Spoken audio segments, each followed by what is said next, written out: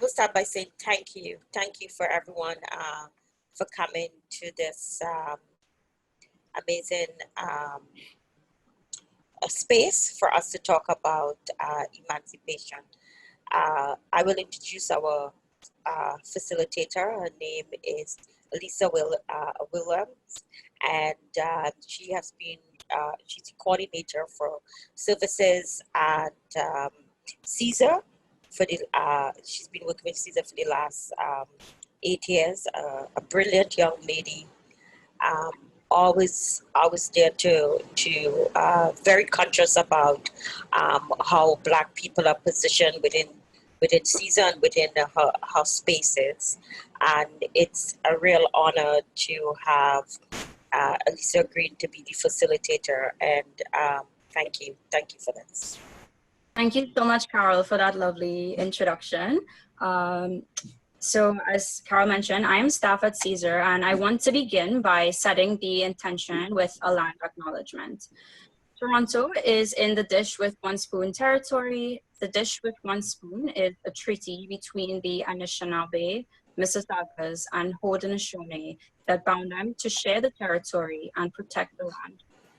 Subsequent Indigenous nations and peoples, Europeans, and all newcomers have been invited into this treaty in the spirit of peace, friendship, and respect.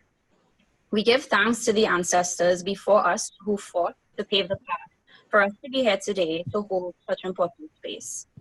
We encourage our viewers to get informed about the treaty relating to the land that you're on, and we also encourage everyone to sign CESAR's letter to Ryerson University calling for the removal of the Egerton statue, which has negatively impacted racialized and Indigenous folks in our community for a number of years. I'm going to dive right in and introduce our wonderful panelists, beginning with Carol Sutherland. Named in 2017 one of Canada's most accomplished Black women, created the first university network for Black faculty, staff, students, and community in Canada, a poet and spoken word artist, community builder, and activist who has successfully taken on multiple causes and founder of Black Workers Matter. Through her love of learning and its potential to inspire change, Carol has worked for the past 15 years in higher education, focusing on creating an equitable community and inclusive campus. After graduating with a degree in public administration and governance with a minor in business communication from Ryerson, Carol continues to study where she graduated with a postgraduate certificate in adult education and conflict dispute resolution at York University. Through Ryerson's continuing education program, Carol has completed the following certificates: Human Resources Management, English as a Second Language, and Occupational Health and Safety. Carol is currently enrolled in the Caribbean Studies Certificate Program at Ryerson and is also pursuing a Master of Arts in Labor Studies at Queen's. Carol currently lives in Toronto and is the Vice President, Services and Finance at the Continuing Education Students Association of Ryerson. Next, we have Dawn Roach. Dawn is an award-winning actor, playwright, director, and artist based in Toronto. Her one-woman plays, S is for Shad and Blue Pippin, were commissioned by the City of Toronto Culture Division and performed at historical sites in the city. Her plays have brought African Canadian history to light, exploring the lives of the legendary publisher and freedom fighter, Mary Ann Shad Carey, and Mrs. Pipkin, who was enslaved by the Austin family for her domestic labor at Spadina House in Toronto. Dawn holds an Honours Bachelor of Arts from McGill University and a Master of Fine Arts in Theatre from York University. In honor of the United Nations International Decade for People of African Descent, 2015 to 2024, she is currently working on a performance piece commemorating the struggles of Black peoples around the world. A longtime community organizer, Dawn was a coordinator of the Freedom Ride Project, the Martins Day Festival, amongst other activities. She is a member of the Native Canadian Centre of Toronto, a different bookless cultural centre, and the UNIA Toronto chapter. Her proudest creations include Nyota Charles and Naya Viola Roach Bowen and her daughter Raven, grandkids and great-grandson. Next, we have Syrus Marcus Ware. Syrus is a Vanier scholar, visual artist, activist, curator, and educator. Syrus uses painting, installation, and performance to explore social justice frameworks and Black activist culture. His work has been shown widely, including in a solo show at Grant Gallery in Vancouver and New York Commission for the 2019 Toronto Biennial of Art and the Ryerson Image Arts Center, and in group shows at the Art Gallery of Toronto, the University of Lethbridge Art Gallery of York University, the Art Gallery of Windsor, and as part of the curated content at Nuit Blanche 2017. His performance works have been part of festivals across Canada, including at Cripping the Stage at Harbourfront, Complex Social Change at University of Lethbridge Art Gallery, and Decolonizing and Decriminalizing Trans Genres at the University of Winnipeg. He is part of the Performance Disability Arts Collective and co-programmed Crip Your World, an intergalactic queer and persons of color, sick and disabled extravaganza as part of Mayworks 2014. Syrus' recent curatorial projects include That's So Gay at Gladstone Hotel, Purpose at the Robert McLaughlin Gallery, the Church Street Mural Project at the Church Wellesley Village. Syrus is also co-curator of the Cycle, a 2-year disability arts performance initiative of the National Arts Centre. Syrus is a core team member of Black Lives Matter Toronto. Syrus is co-curator of Blackness Yes and Blockorama. Syrus has won several awards, including the TD Diversity Award in 2017. Syrus was also voted Best Queer Activist by Now Magazine and was awarded the Steinert and Ferrero Award in 2012. Syrus is currently a PhD candidate at York University in the Faculty of Environmental Studies. And lastly, we have Rodney DeVulas. Rodney is a Haitian-Canadian multi-hyphenate artist, artivist, and community activator. He is the co-founder of Black Lives Matter Toronto, and in 2017 was appointed lead Canadian organizer for the Black Lives Matter Global Network. As the lead strategist for Black Lives Matter in Canada, he manages the development of the movement's strategy development, campaigns, and curates large-scale public installations that blur the lines of protest, art, and performance. He is author and co-editor of Canadian bestseller Until We Are Free, Reflections on Black Lives Matter in Canada. His art practice straddles the realms of theater, dance, and Afro-diasporic modalities, and has created and interpreted works with and for Canada's leading artistic institutions, including the Stratford Festival, Canadian Opera Company, the Art Gallery of Ontario, and Dance Makers, to name a few. Thank you all for being here with us today. I wanted to invite folks to maybe add anything that I missed. I'm really in awe of the experience that's here with us. So I invite anyone at this time. It's okay if you don't have anything you want to comment. You can let me know, Carol, if you'd like me to get right into the questions. Hi, greetings. I wanted to add something that is not a thing. It's a someone. And it is with this someone's presence that I seek permission to speak today. This someone I will introduce is my elder, Margaret Elizabeth Gittins. She's sitting beside me. I'm in her home now. And I ask her, Auntie Margaret, do I have your permission? Sure. Thank you. Thank you so much for that, Dawn, and thank you, Elder Margaret. So at this point, I am going to dive right into the questions. Okay, so first question. Emancipation is a significant event for us in the Black diaspora.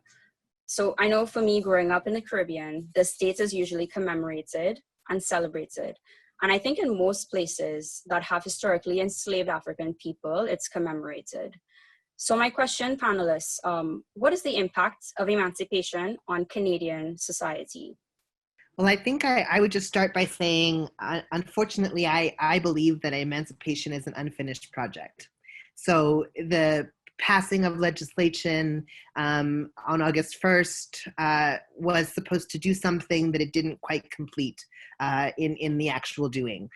So as with most policies and legislation, it's people who are in most need of the policy and legislation who have to put pressure and push for it to be carried out. What we saw with the emancipation of African peoples and the liberation of African peoples by the Emancipation Proclamation in the United States and here in Canada on August 1st was an attempt towards a movement of abolition. But of course, Black people didn't actually become emancipated on August 1st. There wasn't a magical switch that was flipped that changed the way that Canadian society was functioning in a white supremacist way. So the kind of white supremacy that is still deeply rooted within our system is the same kind of white supremacy that would have initially allowed the enslaving of Black people in the first place. So that project is an incomplete project. And so this is why we see now in this moment, emancipation being such a big part of this conversation around abolition, because the process of getting rid of police and prisons in our society, the process of dismantling white supremacy in our society is actually leading us to emancipation. It's actually getting us to this final place of having an emancipated society. We're not quite there yet, unfortunately. Thank you so much for sharing that insight. I invite any other panelists. Again, the question is, what is the impact of emancipation on Canadian society? Thank you. So for me, what I had to go back a little back as growing up. When I was in Trinidad before I left to come to Canada to live in grade 9, we used to celebrate emancipation through Columbus Day. The country used to celebrate Columbus Day. And in my house, my father said, there will be no Columbus Day. We are no longer chattel slave. And I'm going to tell you what emancipation is. So we got a good sense of identity. When I came to Canada, and I was shocked to see that how there was such a division and separation and the othering of Blacks. Because in my home, my emancipation was, we started off by our prayers, by praying, by lighting incense, like what I do here. It was a day of, we beat the drums. You know, we continue to beat our drums. When I came here and I reached to Canada, our emancipation was, you don't belong here. Nobody's, as a matter of fact, they used to say, well, why are you here? Why you want to take part? What Black people contribute? So there was always asking a question of why? And today, to reach in 2020, to say Black workers matters, Black life matters, Black health matters, to really have to emphasize that, I believe that we are not liberated by no means, and it's a sad but true reality. Thank you, Carol, for sharing that personal bit there with us. I invite the other panelists to also share on this question. I think one thing that I'm on my phone and my ear, so if there's weird echo, let me know.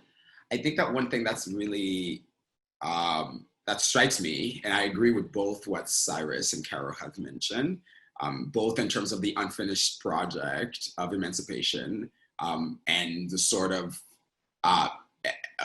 weird evolution and continuation of enslavement through the prison and policing system, but also the what Carol mentioned around the different sort of our different relationships to Emancipation Day based on where we come from is something that's sitting with me. And that, you know, if I think about it practically, if we are looking at this day that's been sort of given to us as Emancipation Day at face value, technically, we would say enslaved Africans that are now in present day United States were technically freed on Juneteenth.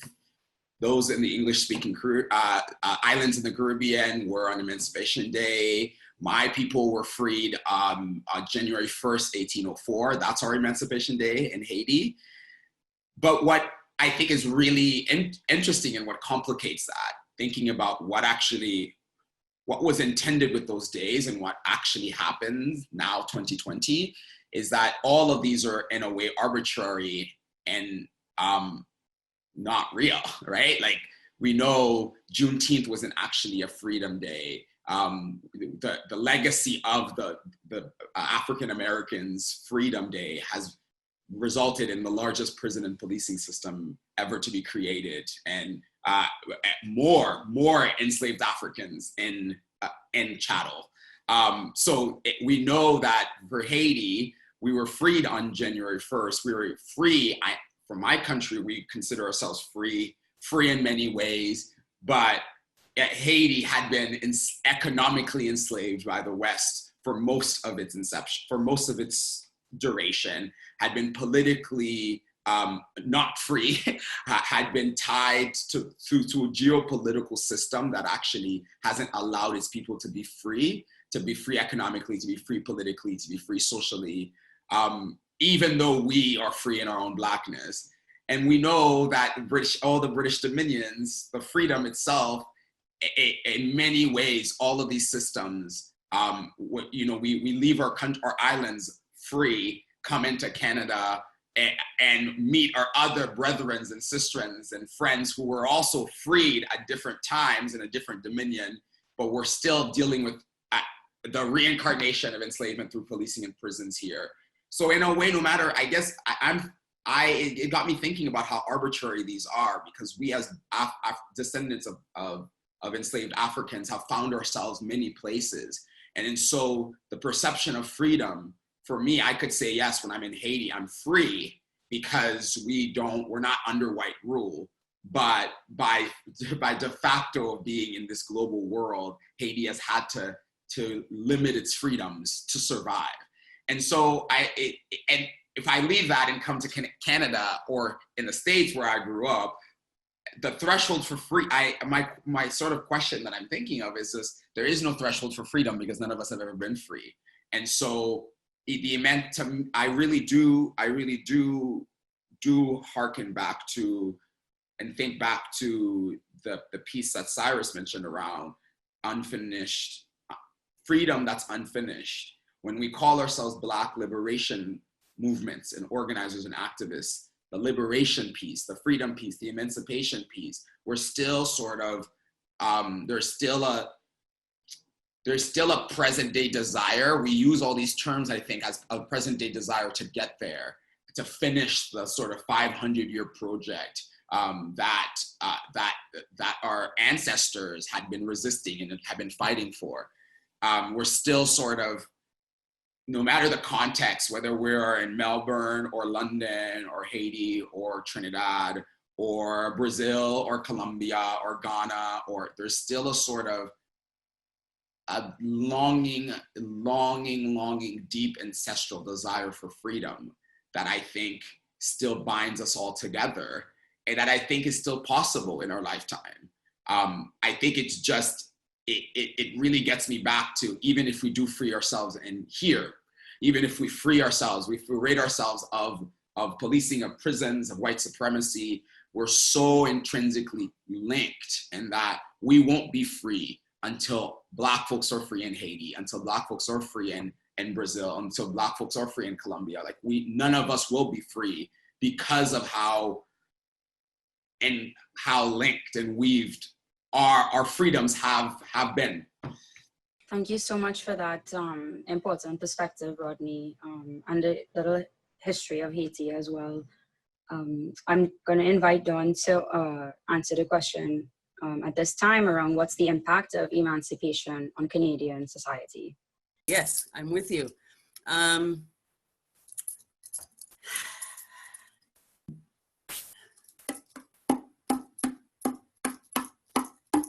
Nakumbuka baba, amanla baba. Nakumbuka baba,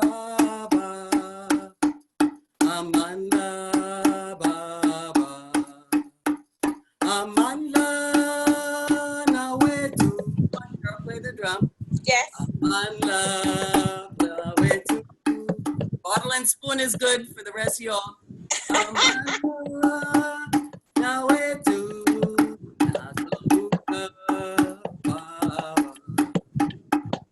Nakumbuka is I remember in Kiswahili. And Amandla is coming from South Africa, power to the people, Amandla Noetu.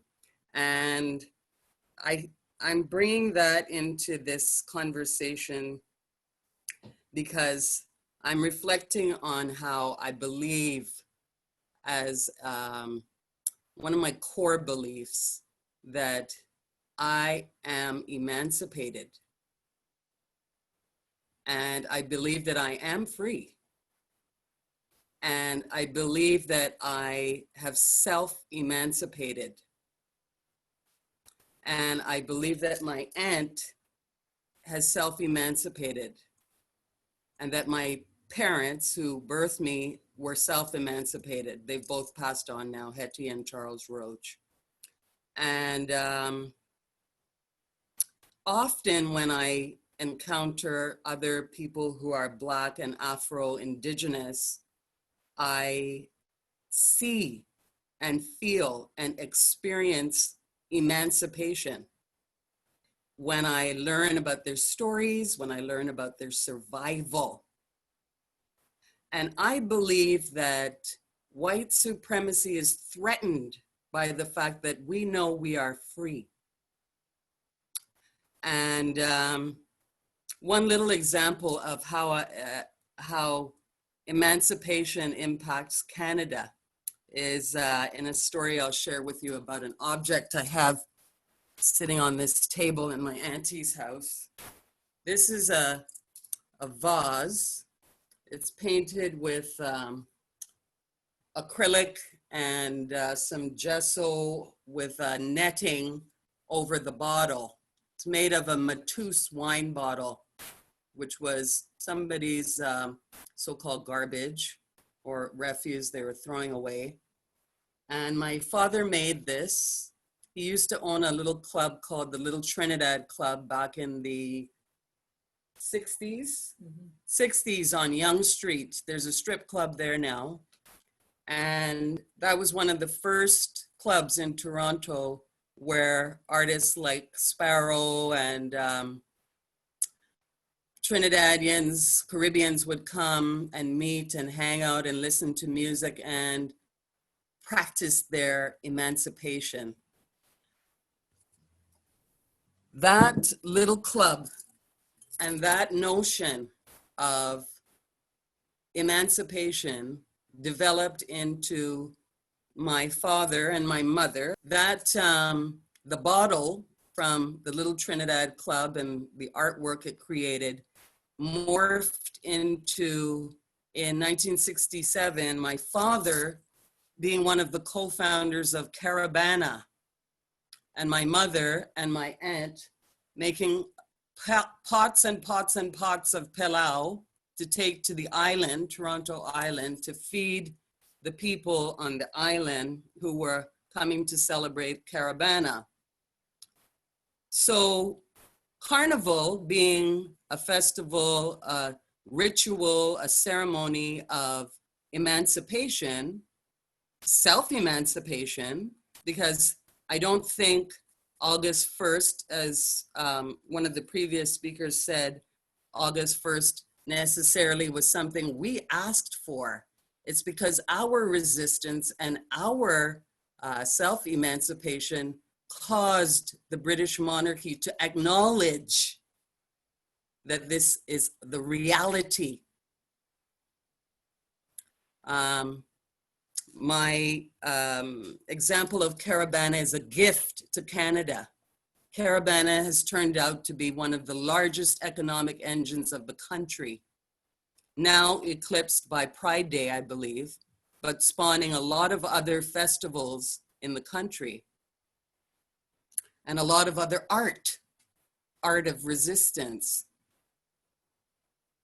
The fact that Canada is still a constitutional monarchy is something that points to the fact that on some levels, Indigenous people and in your land acknowledgement, I note that people of African descent are not clearly recognized in the land acknowledgement, because you read about the Haudenosaunee, the Anishinaabe, the Wendat, other Indigenous nations and peoples, and Europeans. Well, what about us?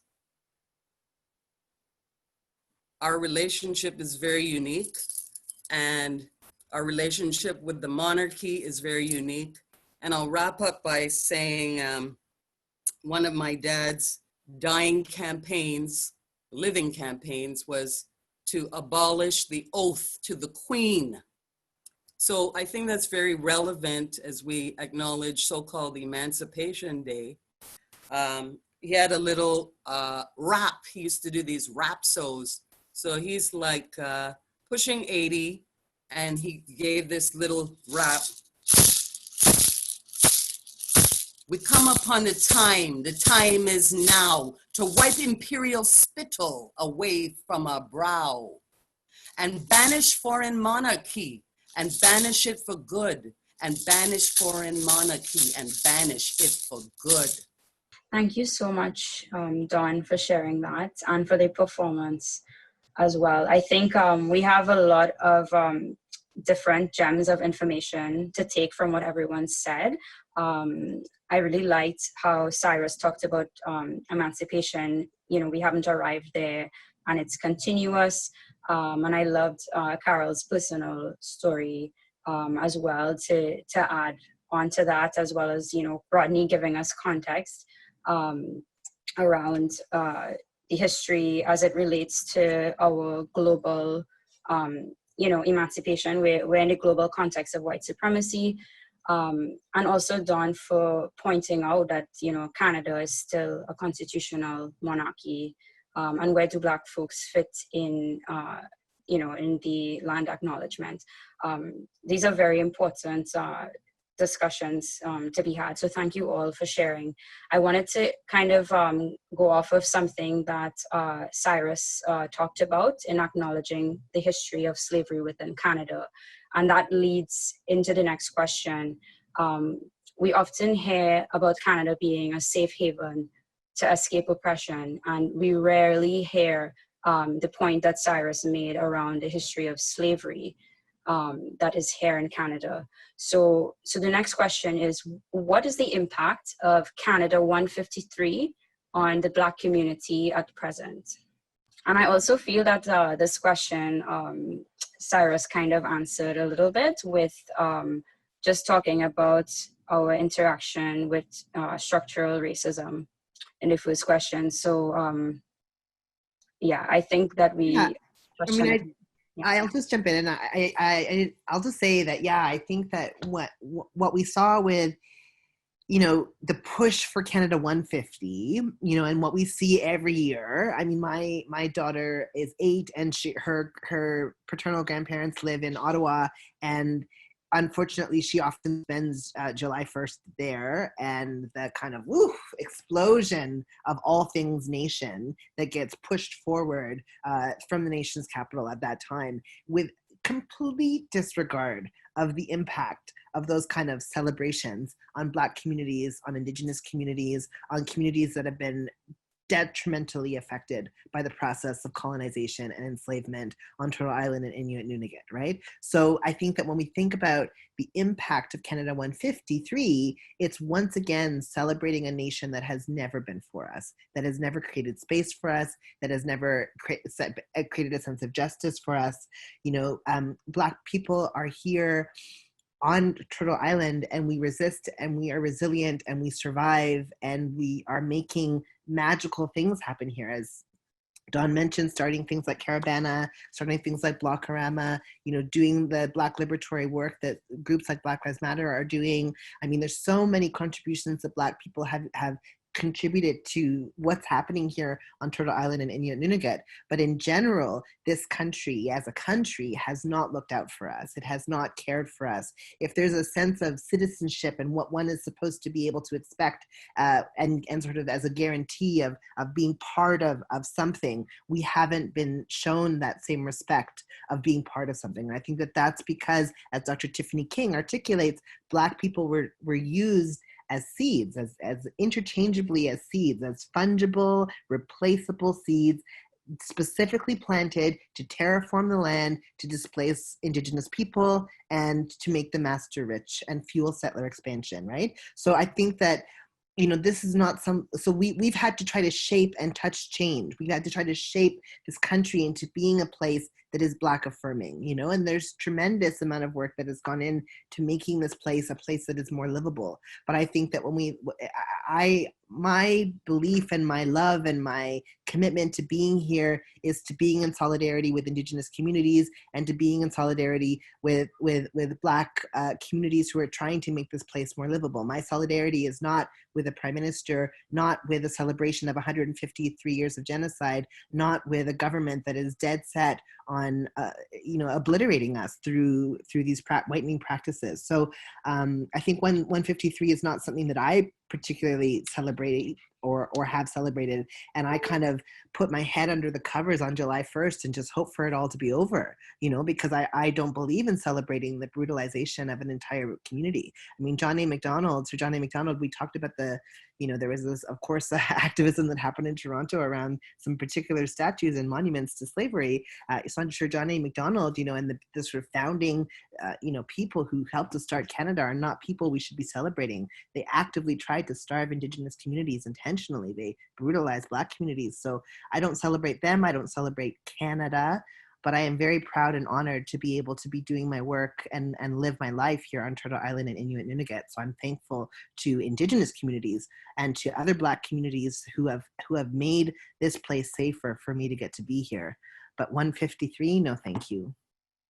Thank you so much for that powerful testimony, Syrus. I think the honesty and the historical context you provide is just so educational, and I hope that the viewers really take away everything that you said. There's so much in that short minute you shared. Thank you for that. I'd like to jump in on Cyrus's remarks. And first of all, I want to share a song, but it's not a performance. Just wanted to share a song because it is an offer. It's an offer of thanksgiving to the Indigenous community. And Canada starts before 153. That is a number that is relevant to the colonial mindset.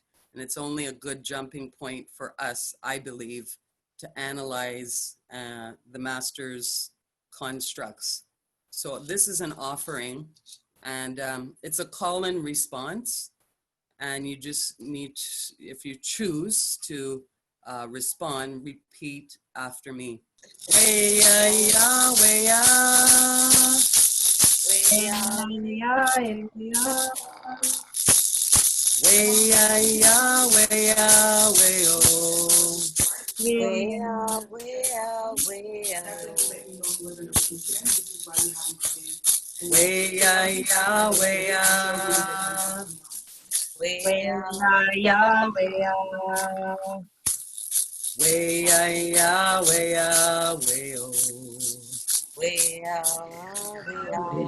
wea, oh great spirit, Oh, great spirit. wea, wea, wea,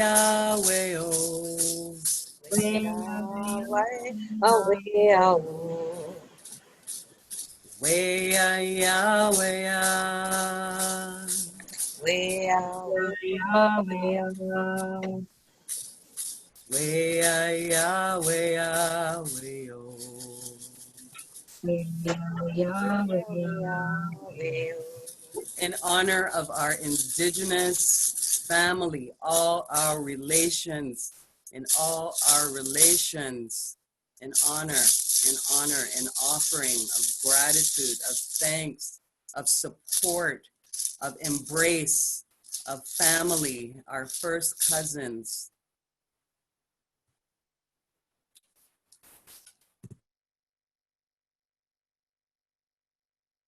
Thank you so much, Dawn, for that offering, and also for the information around the distinction between performing and offering.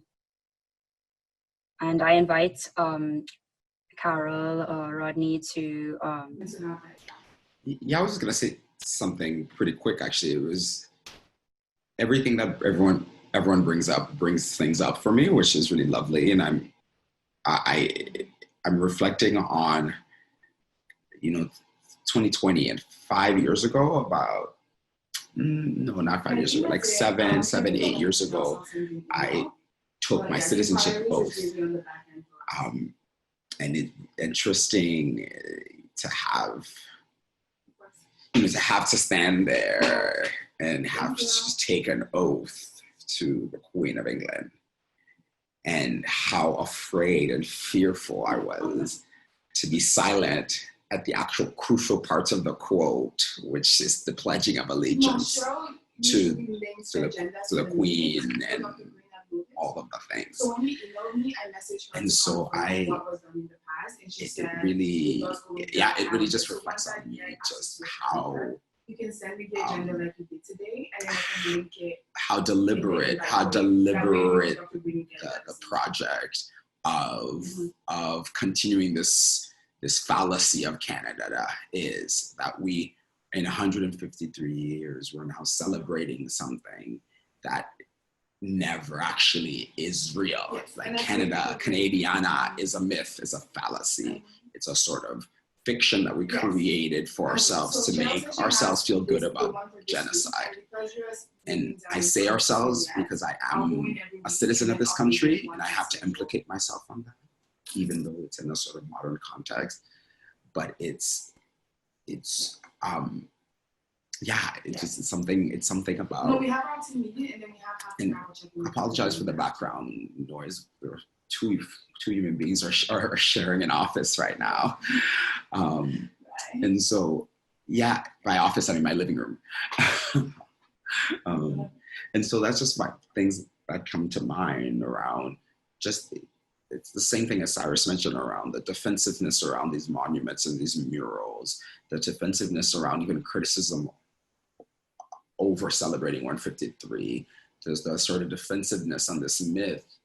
In part, we have so much invested in it. We have 153 years invested in the lie.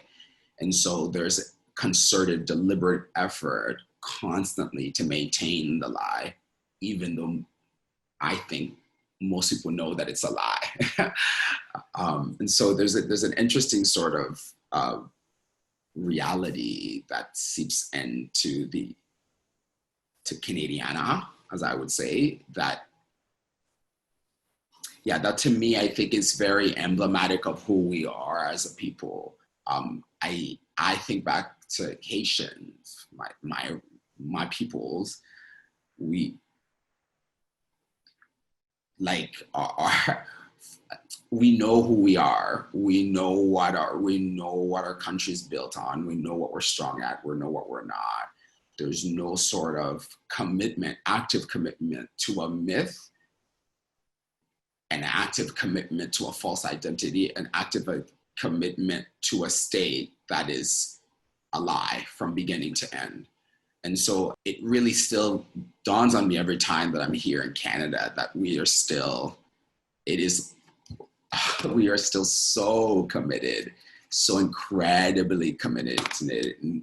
And people are willing to arrest, incarcerate, create borders, deport, create policies, continue genocide, continue erasure, lie, cry, our prime minister is willing to shed a tear. All of that is for the maintenance of this myth.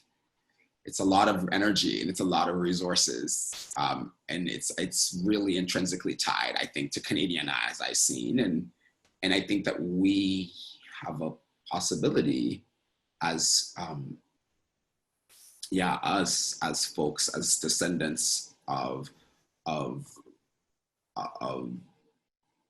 the perceived fungible bodies, as you mentioned, Syrus, that we know we're inherently valuable. We know we're not fungible. We know we're magic. And I think that all of this work that Black and Indigenous communities are doing will inevitably lead. The biggest gift we can offer to Canadiana is the truth and a sort of understanding of what's myth and what's true. Thank you all. Thank you for sharing. Thank you for your perspective. For me, I had to start with when the first time I arrived, 2 years later, I had to go and become a citizen. And I'm talking about 36 years ago, I became a citizen. I was a child when I became a citizen. And I was so proud. I said as a new citizen, said, wow, I am here. I belong here. This is my country. Didn't have any idea about this oath to the Queen. Didn't have a clue. Because I just said, okay, I'm going, I'm doing this. I have this, I stand up and I get this certificate. And I could remember, I was so proud of it. I went to class and the teacher said, I don't understand what you're saying. Are you one of those refugees people? And I was like, what? I'm a citizen. And then I realized that something there doesn't matter. You are already an outsider on the color of your skin. And then I came home. It was such a deep pain. And I went to my mom and I said to her, Mom, there's something wrong with this swearing to this oath. Is something wrong? Is why it is they can't just send us our citizenship? Or we just stand and whatever, we liberate ourselves. And it was so funny. My mom said, in order to find liberation, you got to liberate your mind. And every day that I get up, I liberate my mind from this mental slavery. Because every time I walk out of my door, every time I'm in the spaces of my workplace, of the campus, of the people on the subway, or the positioning, I know everything is there to tell me that I am Black. I'm a reminder that you are not part of this. It is so funny that even if I was talking to, we all get together yesterday, my girlfriends, and we were laughing and we were talking, and we going through the grocery store. And all the other white people wanted to know why we were so happy in the time of COVID with our masks on. But also was a way of watching. We always being watched. And for me, the 153 is for me to say, I need a better country for my community.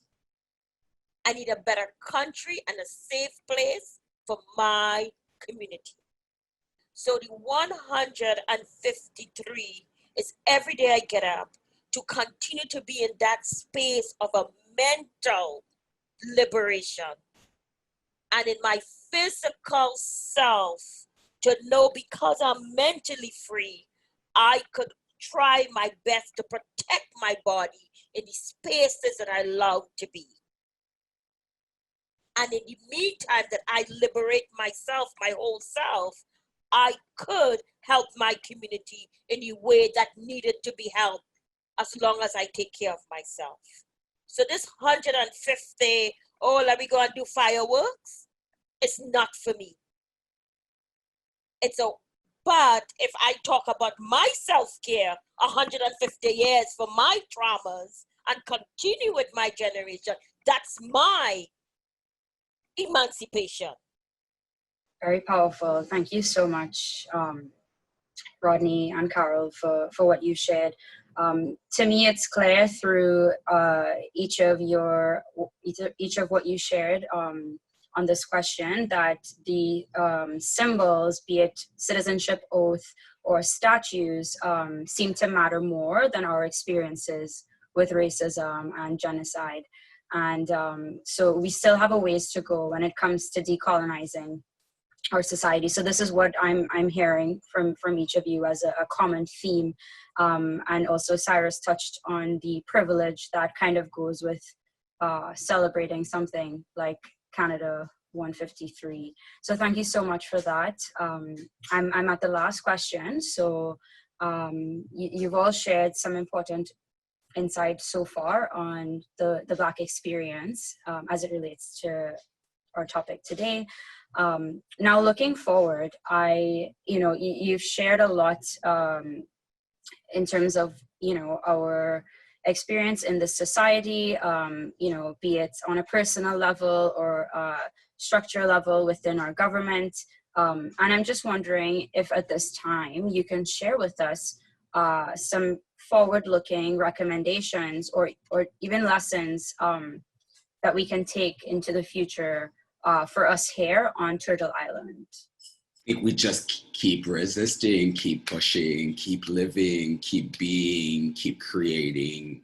I think that there is no other option but forward. There is no other option but to continue to grow. There is no other option but continue to take our stake.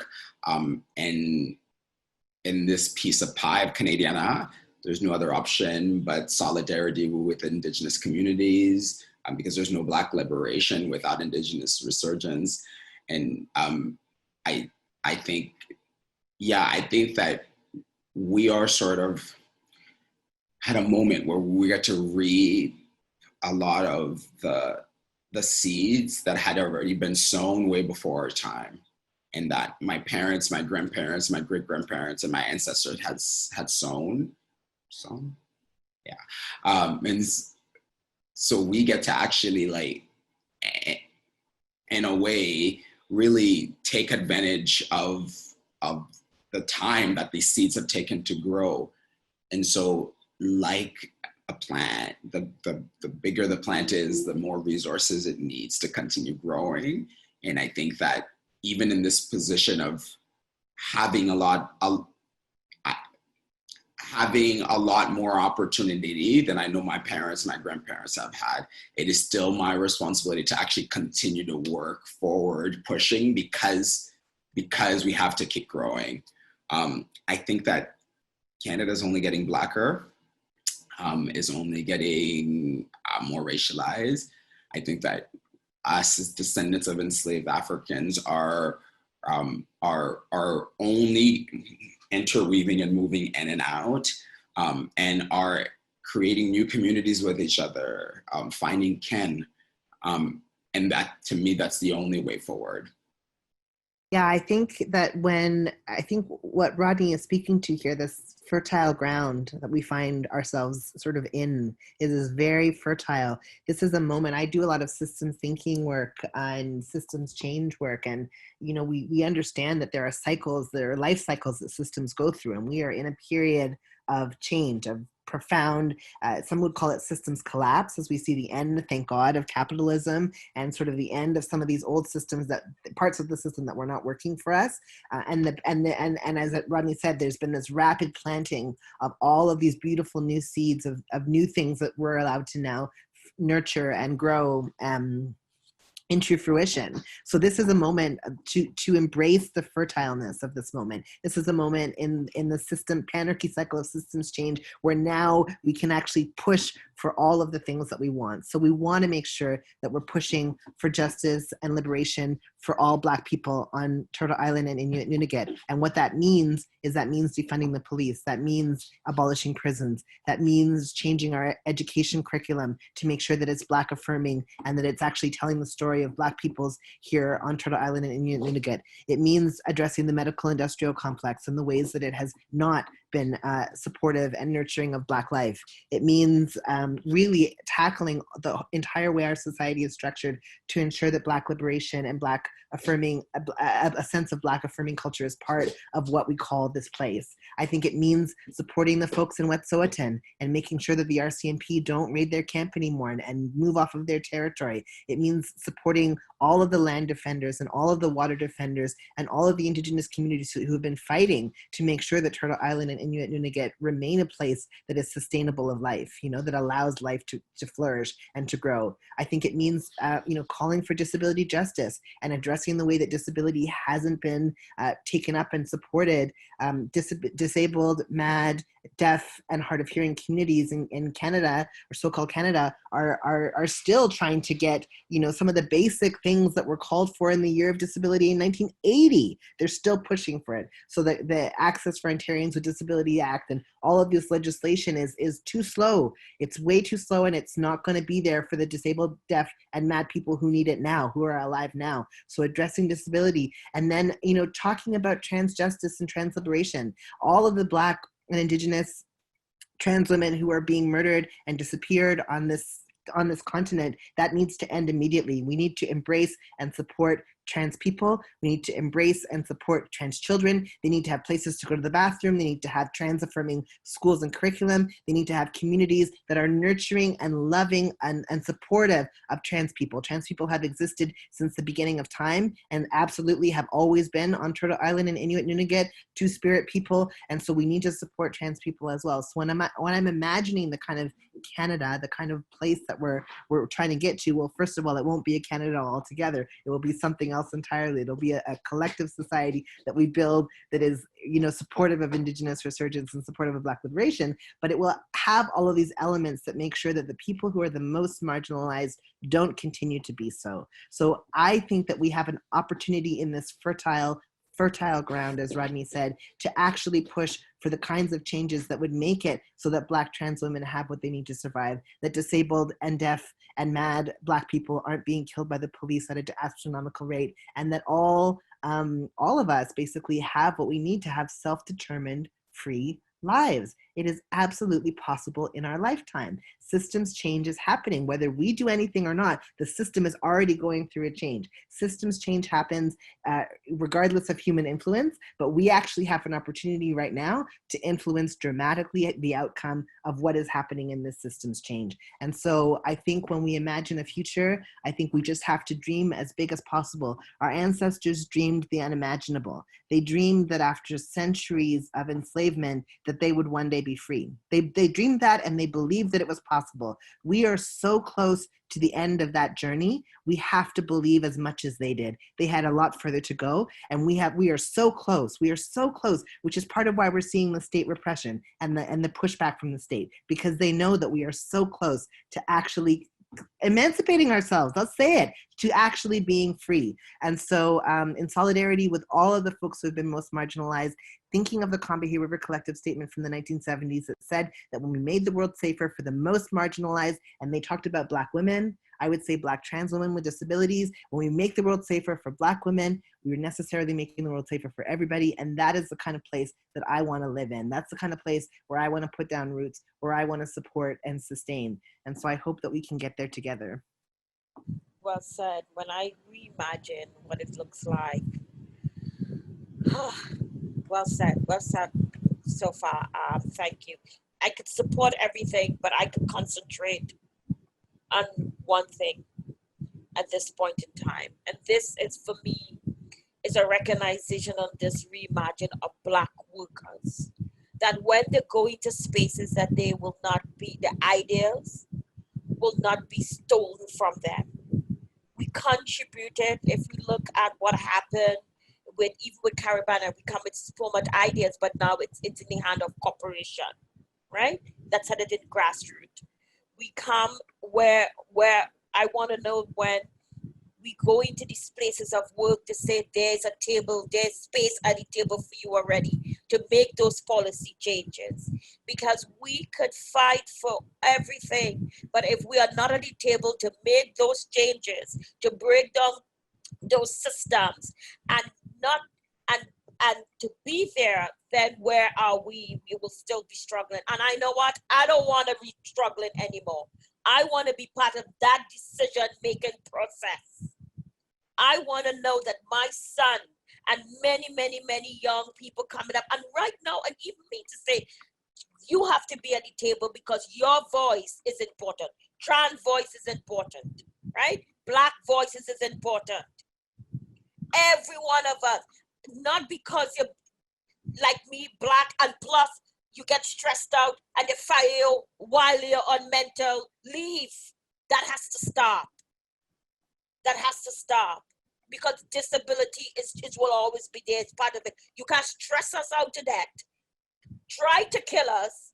And then when we get a little break, then you say you don't want you because it's a just broken person. So as far as I see, I think Black workers, and I will talk to Black workers, is important. It needs to be recognized. We need to be in the table, and we need to make those changes in those spaces.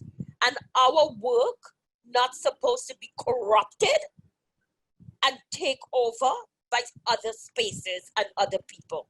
So when I reimagine us being in the boardroom. I reimagine us sitting with the heads of state, talking about our community. I reimagine us talking about our homelessness. We have a crisis in housing. How could we address that? We need to be at these tables.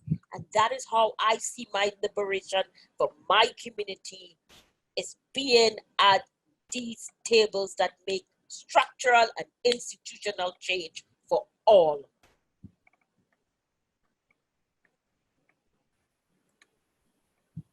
For me, I remember, I think it was last year, I was at, maybe almost last year or 2 years ago, it must be, I was at a powwow at Ryerson. And I think that that ceremony has only recently been something Ryerson has been doing, but it's a good thing. And while I was at the powwow, I took a little side trip to the Image Center down there, and Syrus's exhibit was on in the corridor. And then there was another exhibit called something like The way she looks. Yeah, how she looks, something like, yes. But I sat and took in both of those things. And the phrase future ancestors, I believe, was in there, right, Syrus? Yes. And coming to this question, or response to this question, the notion of future ancestors, the notion of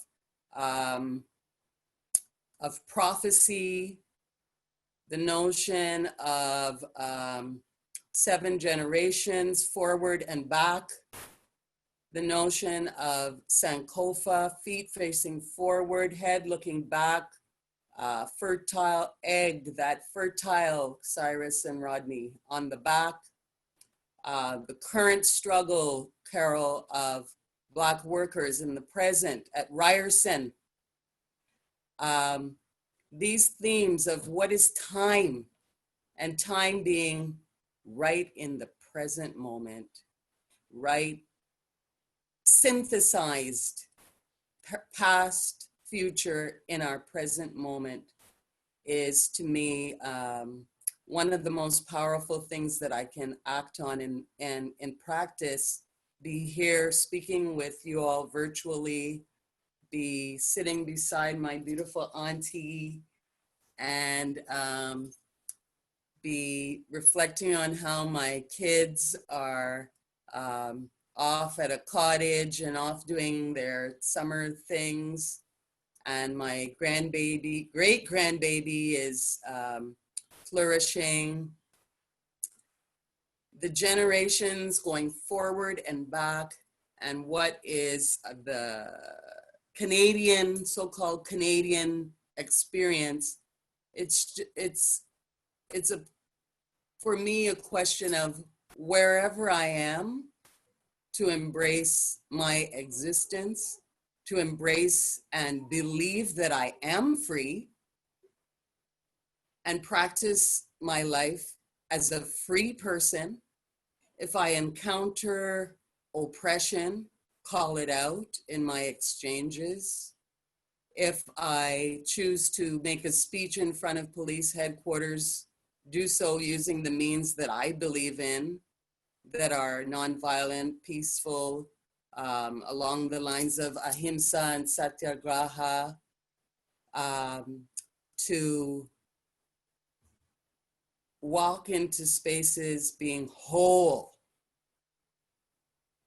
is the most beautiful thing that I could hope for and practice, because love is it.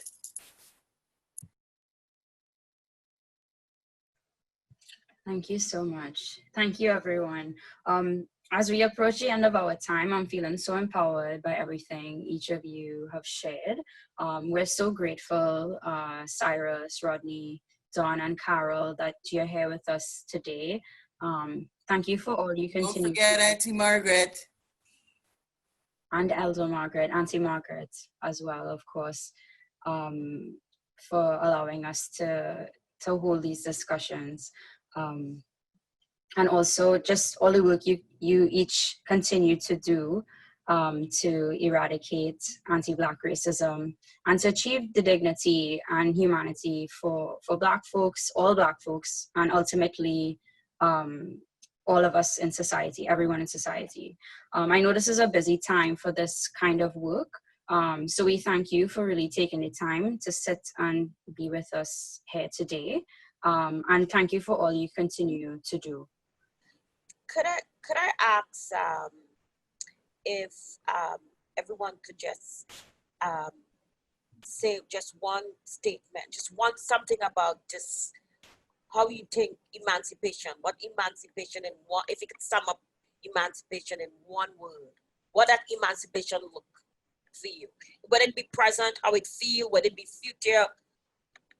It's just, we taking ownership of that, our own emancipation. The only thing that, one thing I would just say is hope. I think that what we're looking for and what we're talking about here is a profound sense of hope. And the hope that emancipation and the possibility of emancipation brings, fundamentally is what drives us forward. It's what drove our ancestors forward, and it's what will drive our future generations forward, is this potential of hope. And there's that beautiful Black and Indigenous group out of Australia, Fat Freddy's Drop, and they have that song called Hope, and they say, a hope for a generation, not beyond my reach, just beyond my sight, and I think that emancipation is that. It's this hope for the generations that are coming, the hope of possibility. Emancipation is honoring the sacred in all living things. For me, emancipation is queer life and freedom and justice and good food and warm weather and a whole lot of Black people.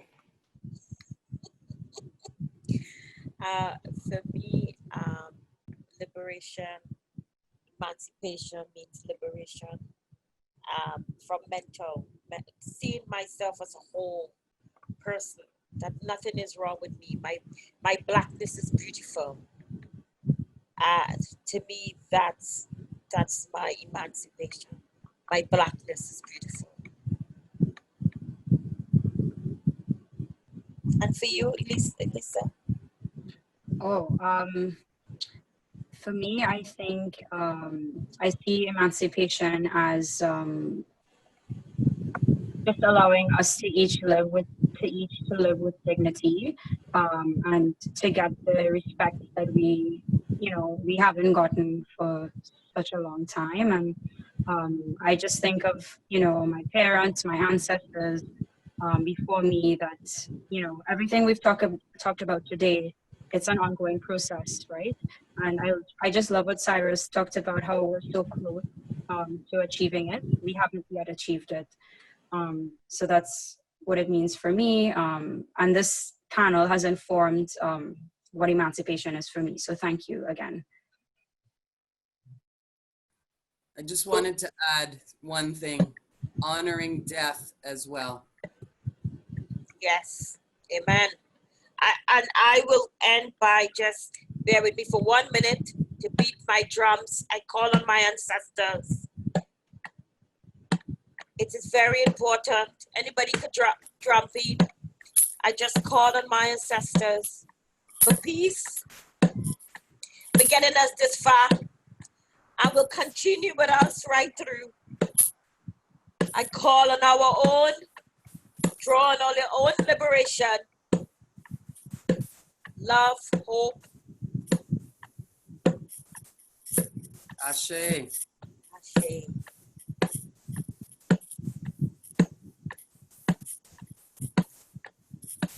Thank you.